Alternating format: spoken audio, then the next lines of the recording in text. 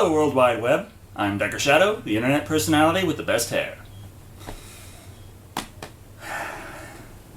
I love B-movies. Yes, I know, I'm picky and analytical like hell, but at their heart, the idea of a B-movie is to take a small budget and deliver a memorable horror experience, and seeing how the movie's production team go about that task is entertaining in itself, while the finished product can be anywhere from amazing to abysmal. Oh, I know I showed a clip of Predator there, and, today most people really don't consider that a B-movie, but going by the film's budget and how the production went, that's pretty much what it was. But when we think of B-movies, we think of cheesy dialogue and mediocre acting with some silly prop that's nowhere near scary, portrayed as some monster that will destroy the entire human race. And by those standards, The Stuff has to be the perfect B-movie. Released in 1985, The Stuff stars Michael Moriarty as Mo Rutherford, an industrial saboteur whom, while investigating the stuff, uncovers a horrifying truth behind its production and the consequences of eating it. So let's pop the lid and dig right in. We open up to The Thing, or AVP, or The X-Files. If we keep this up, I'm going to have to list Fields of Snow as another horror cliché. Then again, that would explain all of those stop-motion Christmas films. But this man finds something else in the snow and gives us some of the best line deliveries in this film. So smooth. That tastes real good. Tasty. This stuff keep bubbling out of the ground like this. There might be enough of it here that we could sell to people. That must have gone exactly to plan, as the very next scene introduces us to Jason, who heads to the kitchen for a snack and catches the stuff migrating. His father catches him, but doesn't believe what he has to say about the stuff. It was moving. You listen to me, young man. You get your butt back upstairs to bed, you understand? Don't ever pull this on me again. Now move!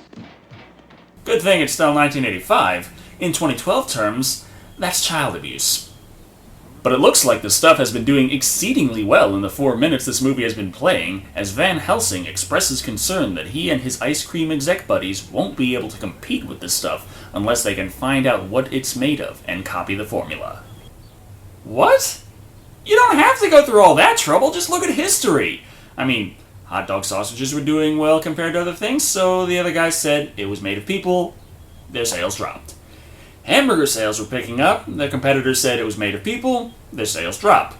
Just say that the stuff causes autism or erectile dysfunction, and I'm sure that they won't be a problem for much longer. But as they can't analyze the ingredients, they hire the assistance of Mo Rutherford, an industrial saboteur. Making his entrance, he establishes his character right away. What you got here, fellas? This is, that's a sweaty palm. That's two sweaty palms. Let me feel. That's another sweaty palm. Yes, sir. Hello, sweaty palms. Okay, so he's crass and pretty dumb. How the hell did you know that? Well, while you were at the Metropolitan Opera last night, I just happened to be walking through your hotel room, and I dropped this in your pocket. Well, evidently his demeanor hides a much sharper mind, as he accepts the job and sets out to gather intel. When you talk to the FBI, would you tell them this for me? Clearly a genius, as he took the money before punching his old friend who works at the bureau. Heading back to Jason's home this morning, we see his family still doesn't believe him. So he makes a mess of it and runs out the door. So much for parental control. Soon enough, we are shown the set of a Stuff commercial, with models walking down wearing one-piece swimsuits and huge fur coats while the jingle plays. You got that, Happy? Is it good? Okay. Now I want you to feed each other the stuff, both with nice smiles on your face.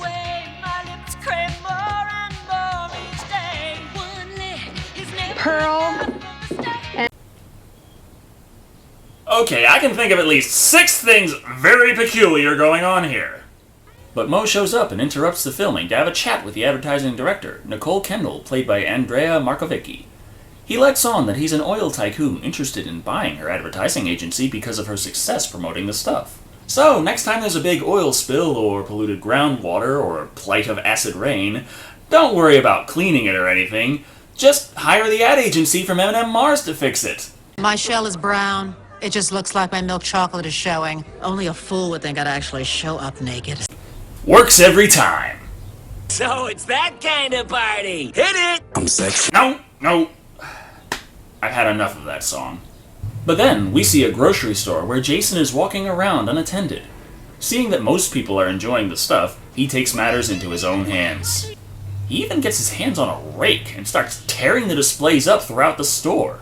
It's gonna kill you all! Okay, it is a horror movie and the stuff does kill you, but this kid only saw it move 4 inches! Once!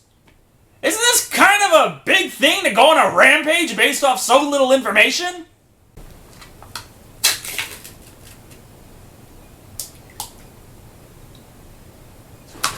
Demon! Before long, we see Mo extending his search for answers into the small town of Stater. It appears practically deserted except for one more car that just so happens to be pulling up. This introduces us to Chocolate Chip Charlie, played by Garrett Morris. You're Chocolate Chip Charlie. Well, I sure as hell ain't the Kentucky Colonel. Get off of me! It turns out his company was bought out from under him, and he's also after the guys behind the stuff.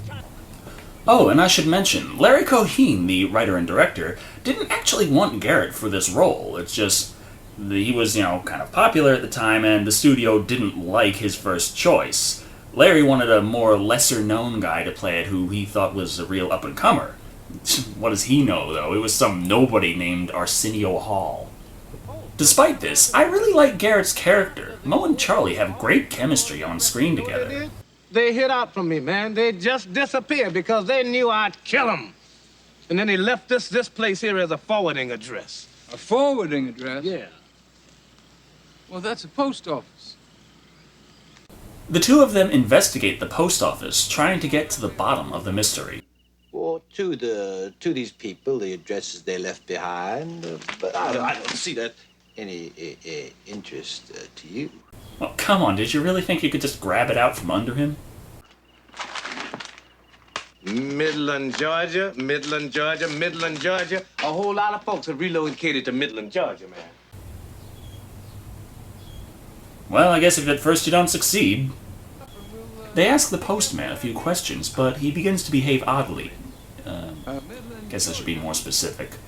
More oddly than most of the other characters in this film. Go away.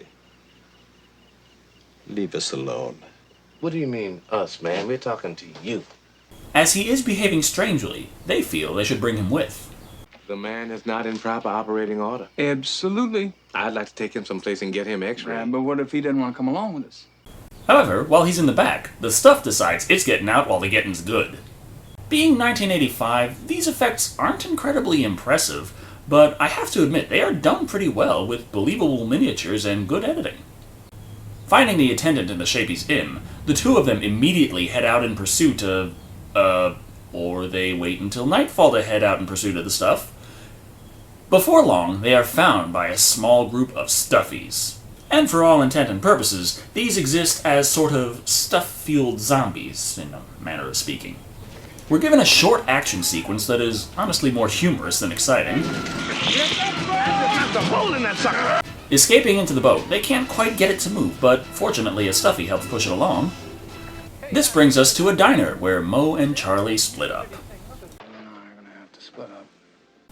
Which roughly translates to, Charlie just disappears from the movie. Why? I really liked this character. Mo and Charlie worked really well on screen together. I really wish he was in more of the movie, but he just isn't. But Mo has important business to take care of, as he does manage to get a chance to talk to an executive in charge of the stuff. You know he's an executive because his office is ridiculously huge, has an infinitely increasing profit chart, a fireplace, and a stuffed polar bear for good measure. But he dodges Mo's questions, and offers him a security job in the company with $25,000 to start. That's not a job, that's a bribe! But suddenly, he's talking to Nicole, who is highly upset that the stuff is actually a dreadful product that she helped promote. Wait, how'd she find out so fast? according to the rest of the world, the word isn't out yet. And when Mo tells her the truth about him, she responds unusually positively. I am not an oil millionaire. I'm an industrial saboteur. Why don't you just call the FBI and tell them what you know? So suddenly they start working together to try and get to the bottom of the stuff. Charlie had better chemistry with Mo than Nicole does!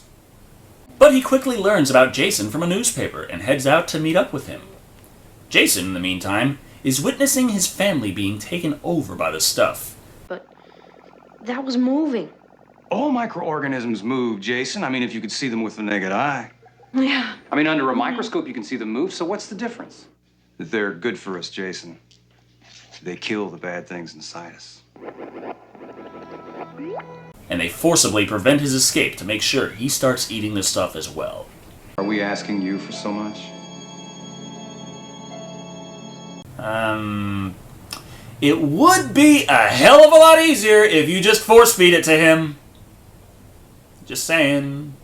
And evidently, overconsumption of the stuff is very detrimental to one's hearing, as nobody in the family notices Jason flushing it down the toilet. Then, using a can of shaving cream, he makes the perfect ruse before he runs for it. Now, while that is crafty and pretty convincing, you had windows you could have climbed out of, and they weren't barring the door or anything, they were just going about their lives on the lower floor. You could have just run for it at any time! But Jason does catch Mo and escapes to the tarmac, meeting Nicole. Wow. Never been in a plane like this before. Is that really the best way to impress your girlfriend? Kidnap a child and bring him home? So they land in Midland and head off to the factory, but...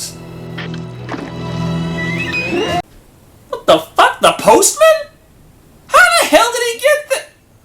What, was he holding on to the underside of the airplane the whole time? The stuff attacks, but Jason easily escapes and runs away.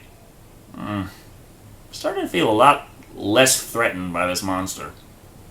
He does manage to find a stuffed truck, however, so, trying to remain hidden, he climbs inside the chamber. Big surprise, one of the workers closes the hatch and traps him inside.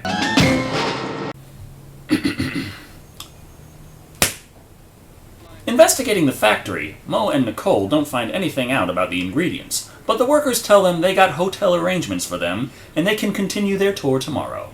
But I love this scene simply for the commercial. We're in Andre's exclusive continental restaurant, which caters to only the most discriminating clientele. How's the food, sweetheart? That's nice. Where's the stuff? The stuff is here now. Some of you may recognize this actress already.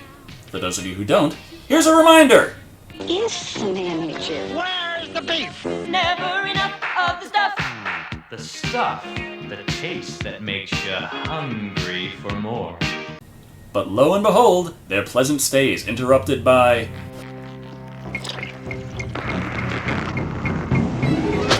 the stuff! No, that's really not all that scary. This set does have some pretty impressive use of traditional effects, though. Escaping into the night, Mo and Nicole spot a convoy of stuffed trucks. Where are they going at this hour? Good time to travel when you don't want to be seen. Let's find out where they're going. Or it's just a lot easier to travel when there are less people. I mean, I work overnights, and it's not because there's something inherently wrong with my job, it's just that it's a lot easier to throw shit on shelves when there aren't any extra people around. They follow the trucks and sneak up to find a quarry where the stuff comes up from inside the earth. And straight into our supermarkets. You mean they don't process it or manufacture it at all? No, they siphon it right off and into the trucks. I know, this is unbelievable! All this time! They could have been marketing it as organic and charging twice as much! And the only way I can prove that is go down there and steal one of those trucks. Or you could take a picture. You had that camera at the factory. Where is it? And how the hell is a truck full of this stuff going to help you without photographic evidence to back up where it came from? After he plants some charges, Mo quickly runs into the very truck that Jason happens to be trapped in. It really is a small deus ex machina after all. However, Jason is already facing off against the stuff, which seems to be the non-violent variety, as it could easily just kill him at this point, but instead just wallows in a pool of itself. But Mo comes to the rescue, stealing the truck and setting off the charges, blasting the surrounding rocks into the pit, burying the stuff. Yeah, that'll show them. If they want the stuff, next time they come here, they'll be mildly inconvenienced.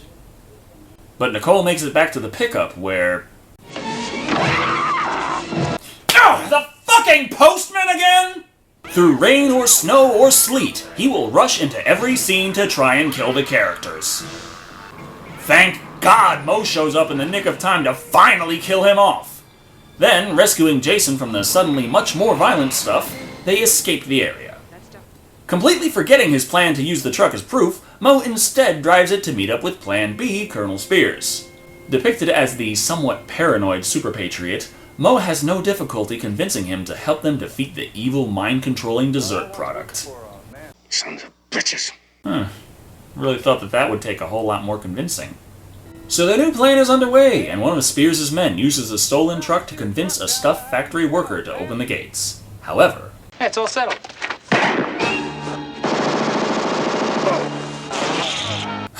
If you were gonna go in guns blazing, why didn't you just ram the gate? It was a chain link fence. I'm pretty sure the truck would win. And I didn't really know this guy because we didn't even learn his name. But come on, he had an awesome stash. But the rest of the workers show no resistance, instead falling back. By the time Mo and Spears find them, it looks as if all the workers are dead and the stuff is not present. So Nicole and Jason split off from the main group and... Oh, for fuck's sake, like they don't know what's going to happen! I have to say, the effects here are actually very nice, with the nearly seamless combination of traditional miniature effects alongside the footage of the actors trying to escape the stuff. Shortly after, the factory literally explodes as the stuff escapes, then just sits there.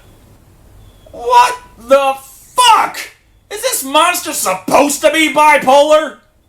Spears, however, takes action. We're gonna leave it where it is. I own 2 radio stations down in Atlanta. We're gonna fly down there. We're gonna broadcast a warning. We're gonna tell the public what this stuff can do. You're just gonna leave it there, unmolested, and go off and do a radio broadcast, hoping that nobody thinks you're crazy when you start talking to them about a killer dessert product? Taking a convoy of taxis, the soldiers look like they're about to perform the most epic drive-by shooting ever, as they make it to the radio station. But finally, after almost 45 minutes missing in action, Chocolate Chip Charlie returns to the screen. Alright, it's about time! Hey, the movie's almost over. What's Charlie gonna do here?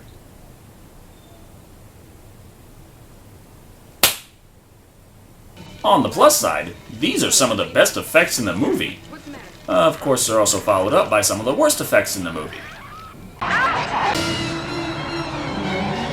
But Mo fries the stuff, rescuing Nicole and Jason in the nick of time, right before the radio broadcast begins. Tonight, America is in grave danger.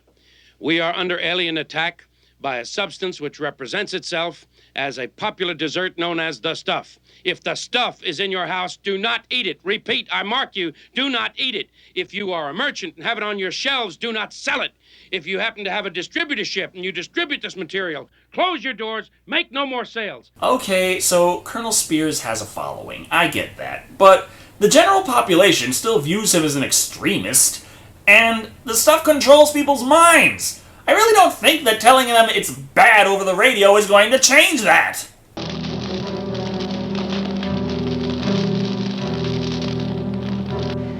And the people did believe. In the weeks that followed, the stuff was withdrawn from distribution, and the nation mobilized to collect it and destroy it. Across the nation, violent action has...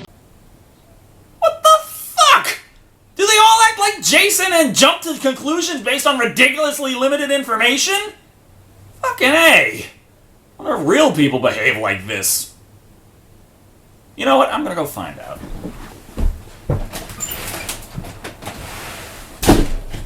For today, Decker Shado.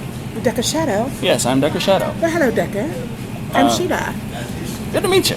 Say that in a hypothetical situation, a popular dessert product has been condemned on a single radio broadcast by a person with a disreputable personality who says that it is a alien mind-controlling substance and demands that all people who own it or sell it just, go out and collect it up to burn it and smash it and destroy it and what have you. What do you do? Fuck it. I'ma collect it and run it, show it to everybody. Destroy that shit. No! We're gonna run it, man! That's what you do! Peace! I'm not going to answer that question. Why not? You said mind controlling stuff. Yes, a mind controlling substance. That's a little too deep for me, bro. I'm gonna keep on working. That's a little bit too deep for me. Okay, thank you very much. This is what I was doing right now. Y'all make some go today. We're gonna destroy the shit. Okay. You gonna destroy it? No, man! You run it!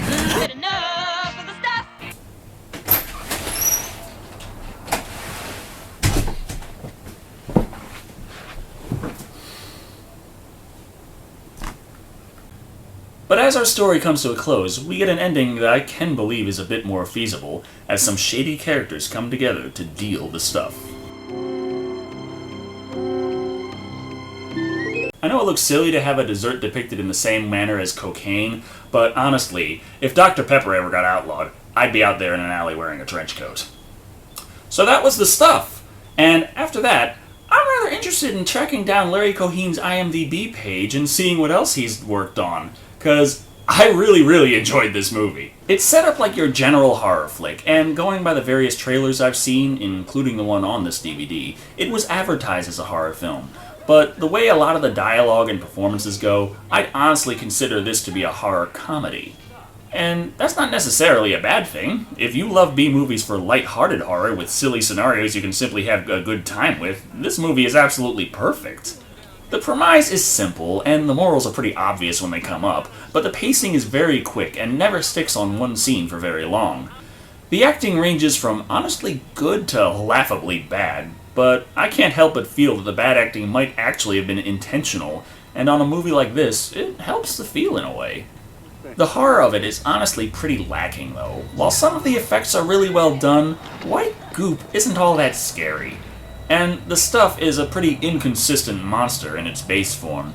The scariest scene to me was where Jason talks to his family while they have all been taken over by the stuff. Even though nothing really happens, you know something's coming, and it has a nice building tension to it. Finally, the humor is wonderful. If you're a fan of B-movies, this film isn't exactly self-aware, but still gives some silly lines that seem to rib on its own genre. A rating, though, is really hard to come up with for such a movie. If you want high-quality, serious horror, this movie only serves up one serving of stuff out of 5. For B-movie fans that appreciate silly humor, this could rate 5 servings out of 5 for you. But by its own merits, ranked up in quality and execution compared to other films in its genre, I guess the stuff rates 3 servings out of 5. And I complained about the movie's monster being inconsistent. Oh well. Thank you all for watching. I've been Decker Shado, and remember, point-based movie rating systems don't always work. The stuff is here now. Great new day sensation. Light and free now. Gives you elevation. Enough is never enough. Enough is never enough of the stuff. The stuff, the taste that makes you hungry for more. The stuff, taste that delivers. Enough is never enough. Enough is never enough. Great taste for today. Tastes great every way. Can't get enough of the stuff. The stuff, the taste that makes you hungry for more. Enough is never enough. The stuff, taste that delivers. Enough is never enough.